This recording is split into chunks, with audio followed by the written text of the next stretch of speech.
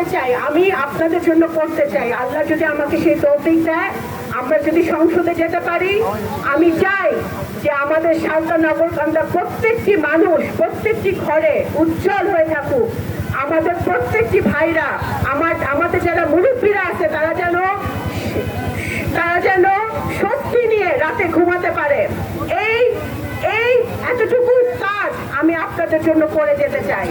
সুতরাং আজকে এই প্রতিষ্ঠা বার্ষিকীতে আমরা সংকল্প নেই যে আমরা যে মতই হই না কেন, আমরা ঐক্যবদ্ধভাবে আগামী দিনে নতুন বাংলাদেশ গড়ব।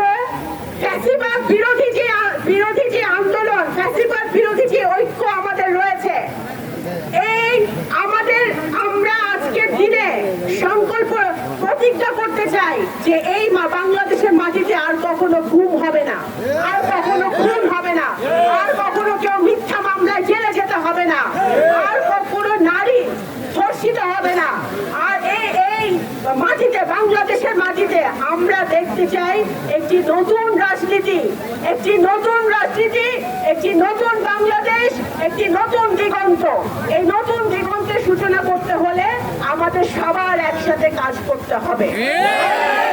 এই বাংলাদেশে একটি স্বচ্ছ সংসদ চাই, যে সংসদ, যারা সংসদে বসবে, যে সাংসদরা, যে এমপিরা, তারা তাদের জনগণের চাওয়া পাওয়া, তাদের জনগণের কি দরকার সেই মোতাবেক তারা আইন প্রণয়ন করবে এবং বাংলাদেশের জন্য কাজ করবে, অন্য কোন দেশের হয়ে কাজ করবে না।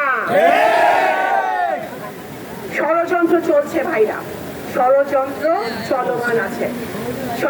চলমান আছে যাতে বাংলাদেশে সুন্দর একটা নির্বাচন না হয়।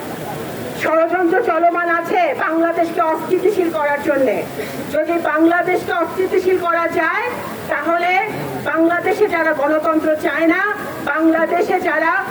বাংলাদেশ অর্থনৈতিকভাবে আরো উপরে উঠে যাক, এটা যারা চায় না, তারা বাংলাদেশকে অস্থিতিশীল রাখতে চায়। সেই ষড়যন্ত্রতে